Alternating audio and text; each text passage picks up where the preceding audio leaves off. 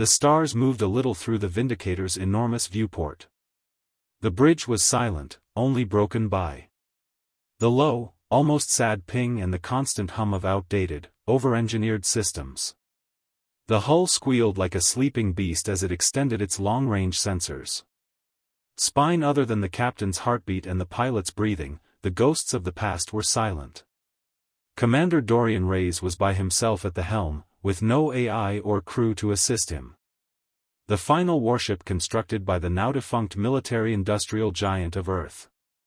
The Vindicator was a floating temple of armor-plating pulse guns, not elegant like the Empire's ships. And the dark, silent danger it was brutally designed, ugly by cosmic standards, and in 30 seconds, Dorian whispered to no one as he moved toward the border crossing into Imperial space.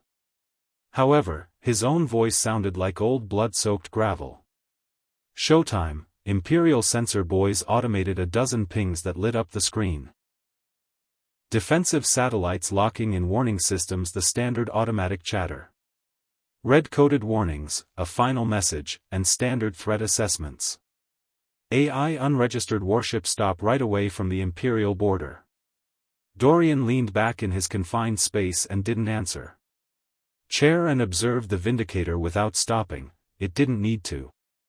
The ship had already crossed the boundary before the Empire's border command recognized it wasn't bluffing.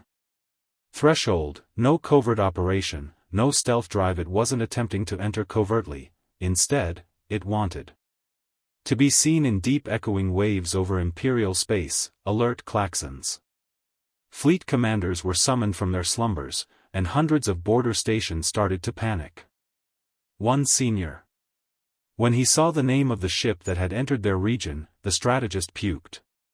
Vindicator. The name had not been uttered in decades, not since Titan's fall, nor since the Earth collapsed.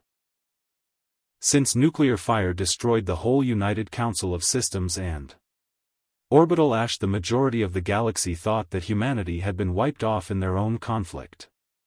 They were somewhat correct with themselves, although humanity had vanished, their creatures had survived. Dorian Ray wasn't a relic, he wasn't on a diplomatic assignment. Of a lost people in search of mercy or serenity, he had one purpose in mind. Retaliation. The Empire had embargoed Earth after witnessing the death of humanity.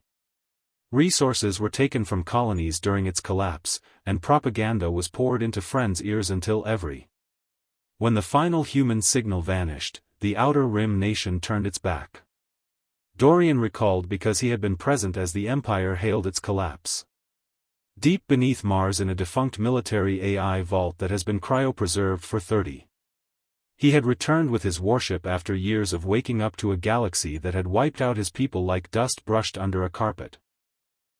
Additionally, as the Vindicator advanced farther into Imperial space, whole fleets were organized, but none of them dared to participate, not yet, not without directives.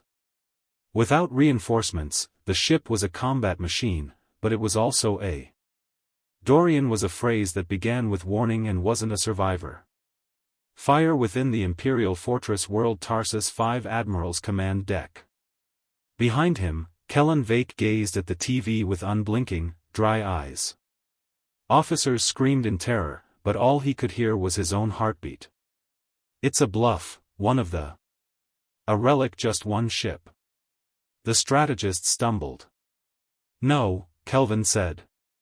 Not that ship, he said, standing with old bones that hurt from the strain of memory. That's the vessel that destroyed the Third Cirque Armada in 6 minutes, the Vindicator. Ship that used a single orbital blow to glass Valkoran. That ship doesn't bluff. He turned slowly, and his gaze stared at Earth, who hadn't died but had simply been. Dorian, who was waiting on the Vindicator's bridge, glanced down at a picture he had hidden close to the control panel. A lady, a boy, and a planet behind them, Earth before the fall, nearly fell apart. He shut his eyes and said, "Let's get started." The Vindicator fired the first. The Vindicator's barrage was judgment rather than a warning shot, as 7 warheads loaded with plasma tore across. As they tore across the void, Imperial space left magnificent streaks of white-blue fire. They moved with impossibly. They appeared to know the precise locations of each satellite and interceptor as they speed-danced past the automated defense grids. Drone, and all failsafes were concealed as they were aware that Dorian had supplied the ancient targeting systems of the ship, a comprehensive tactical map of the Imperial defenses. Taken from the Martian record some decades prior to the fall of Earth, and the Vindicators. Since then, algorithms have been learning to adapt and performing simulations in silent. It was a veteran of a never-ending conflict, not simply a ship. 3 border stations disappeared, and warheads found their targets with ruthless accuracy. Their detritus dispersing like ash over incandescent blasts of heat and brightness. Dead Moon's Xerxes Prime's fleet yard was split in 2 before its a signal relay node that was previously used to monitor 8 may possibly be opened by hangar bays. Within seconds, sectors were transformed into floating slag, and that was only the start. Chaos erupted throughout the Empire, and emergency pings jammed command networks. The announcement that a human ship was a real one caused rioting among the populace on peripheral worlds. Had passed through the veil. Some screamed in fear, while others laughed in shock. Long after Earth fell, children asked their parents what a Terran warship was, and those who could recall fell silent in the Imperial Senate, where fear was passed off as noble diplomacy. Although borderlords sent encrypted signals pleading for swift action, Holmes requested at Fortress World Tarsus 5, reinforcements or forgiveness. Standing over a 3-dimensional depiction of the invasion route, Admiral Kellen Vac did not blink or breathe. Through gritted teeth, he shouted, "Get me Grand Strategist, now." His communications officer palled. "Wake her up, sir. She's on Vesker 4 for the treaty summit. Tell her the..." Because the past has returned to haunt us, Dorian sat by himself in the bridge of the Vindicator's eyes do not flinch as they mirror the flames blossoming over his screen. His fingers paused over the buttons as a wave of emotion swept across his face. Systematically changing their speed and direction to avoid patrol routes before they could. The Vindicator dared to strike first, so they didn't need to duck. The Empire anticipated a gradual invasion. Perhaps pirates or scavengers from the archaic Earth fleets, but this was a planned, well-executed operation. Vindicator was on a mission, not a suicide drive, and each moment it spent in Imperial space communicated a message. A flash on the tactical readout: "You ought to have completed the task." Dorian was startled out of his reverie by the sight of 3 Imperial corvettes in broken formation. Young, speedy ships of the new generation, probably manned by new officers seeking to gain notoriety by eliminating the remaining human ghosts. He grinned coldly. He aimed the Vindicator aggressively into a cloud of asteroid rubble, so let's see whether they know who they're after. He turned off all emissions and let the spacecraft to float for 20 seconds in mine territory. A breadcrumb is a low-frequency signal that is pulsed before trap. The first 2 corvettes entered the field at full speed, as anticipated. Burn with reckless confidence. The third paused, slowed somewhat, and realized it was too late when the debris field erupted, but something wasn't right. Mines, hundreds of them that are coded to human biosignatures and placed in asteroids. Then suddenly detonated when triggered by proximity. The first corvette disappeared in a flash as its hull ripped open, releasing its people into space. The second yelled.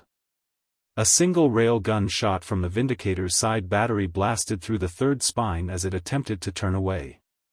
Silently left it whirling. 3 ships gone, 15.